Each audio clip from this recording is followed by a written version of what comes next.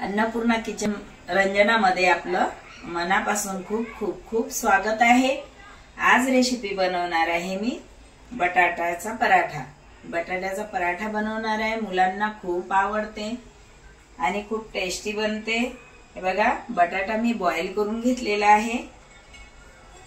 आता त्याची वरची साल काढून घेणार आहे। या पद्धतीने काढून घ्यायची साल बटाट्याची। खूप छान आणि मस्त सर्वांच्या आवडीचा पराठा। टिफिन द्यायला पण मस्त असते, भाजीची गरज नाही आहे।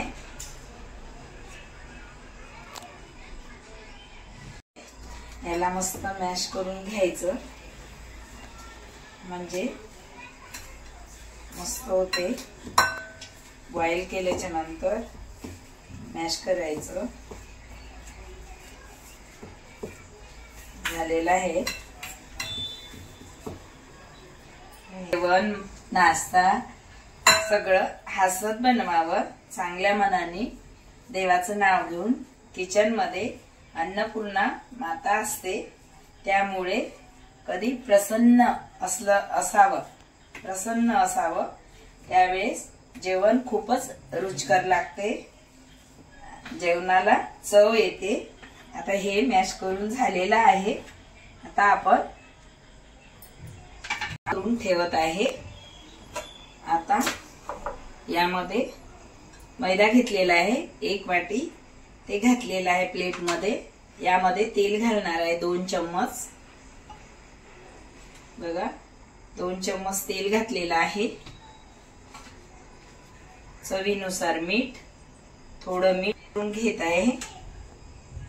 हे बघा, असं मिक्स करून घ्यायचं। हाताने केलं तर फारच चांगलं, चम्मच पेक्षा हाताने मस्त आणि छान फास्ट होते। दुधाने किंवा पाण्याने याला भिजवायचं।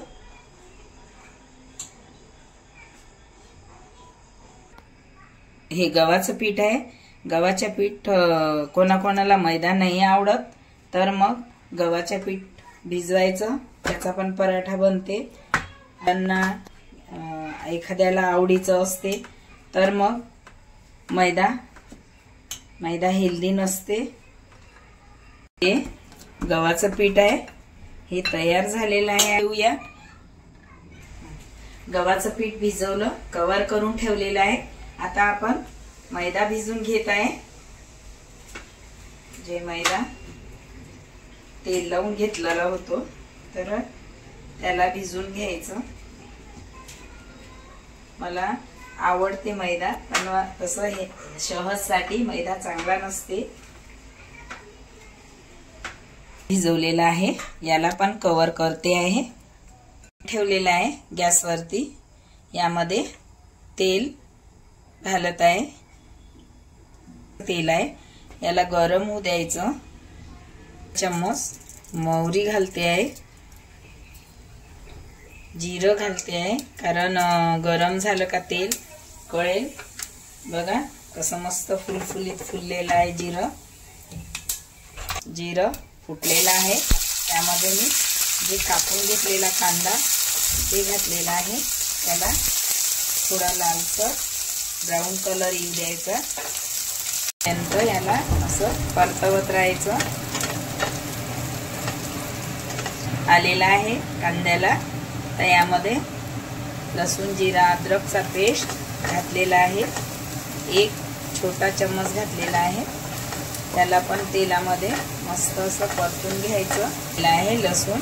आता यामध्ये मसाले घालूया। मसाले टाकत आहे। हे बघा,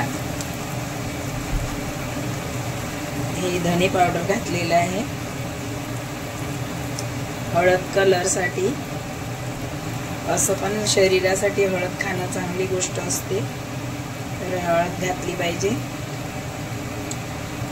लाल मिरची पावडर अर्धा चम्मच घातला, कारण आपण हे घालणार आहे। जिरा पावडर घातलेला आहे 1 चम्मच। हिरव्या मिरचीचा पेस्ट घालत आहे। मिरची पावडर कमी घातलेला आहे, हिरव्या मिरचीचा पेस्ट 1 चम्मच घातलेला आहे।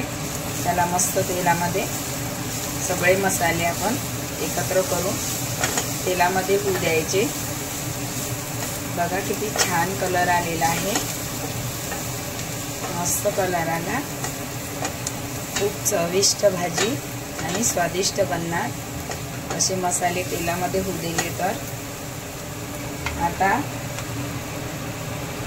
हे टाकत आहे मी आलू, हे टाकत आहे मसाल्यामध्ये, सगळं मिश्रण एकत्र करत आहे। त्याला असं चम्मच फिरवत राहायचं म्हणजे छान मस्त टेस्टी आणि खूप छान लागते। याचा पराठा खूप मस्त बनते। असं करत राहायचं थोडा वेळ, 2-3 मिनटं, 2 ते 3 मिनटं बटाट्याला।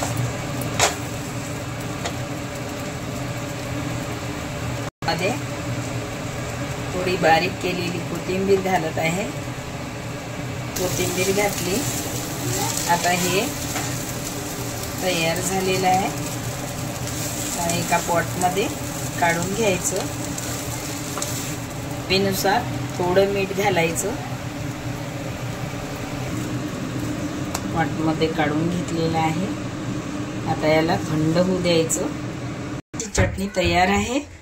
आता आपण पराठा बनवून घेऊया, थंड झालेला आहे। एवढा घेतलेला आहे डो, तर याला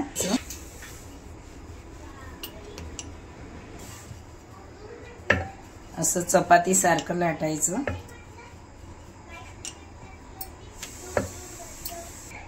एवढं लाटलेलं आहे। चिंचची चटणी आहे, तसं तुमच्याकडे चिंचची चटणी नसेल टमाटर सॉस पण चालते। आता लावून घेणार आहे, टेस्टी पराठा बनते। पूर्ण याला असं करून घेणार आहे। खूप टेस्टी नाश्ता केलेला आहे। हलक्या हाताने लाटून घ्यायचं।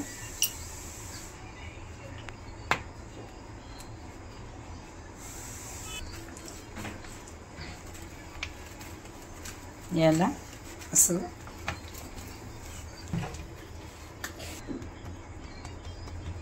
बघा, आपण त्याला टाकायचं। याच्या आतमध्ये जे भरलेलं आहे आपण आलूचं चटणी, ते बाहेर नाही निघावं म्हणून ते तेल घातलेलं आहे। पसरवून घ्यायचं। थोडं जास्त झालं तेल, एवढं तेल नाही घालायचं। हे पराठा घातलेला आहे।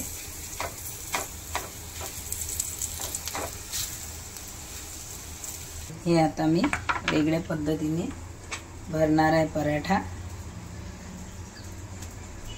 पूर्ण याला चिंचची चटणी लावलेली आहे। हे आता अशी हे थोडीच चटणी घ्यायची।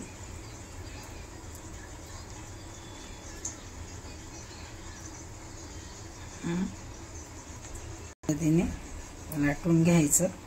क्रमाने आपण सर्व लाटून घ्यायचे। मस्त छान झालेलं आहे।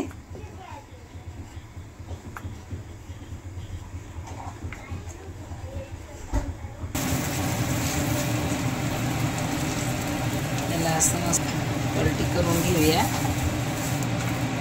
बघा छान आलेलं आहे। असं पलटवून घ्यायचा।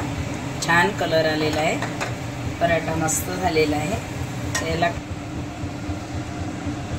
आता आपण पलटी करून घेत आहे। बघा पलटी करून घेतलेला आहे। असा मस्त टरटरीत फुगत आहे।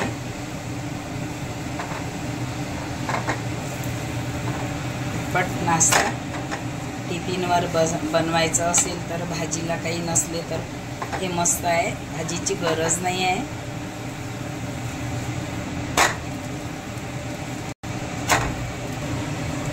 याचप्रमाणे आपण बनवून घेऊया। रेडी झालेली आहे। मस्त छान टेस्टी पराठे बनलेले आहे। चला आपण पराठे टेस्ट करून बघूया। माझ्या चॅनलला सबस्क्राइब करा, शेअर करा, लाईक करा आणि बेल आयकॉन दाबायला विसरू नका। धन्यवाद। Thank you.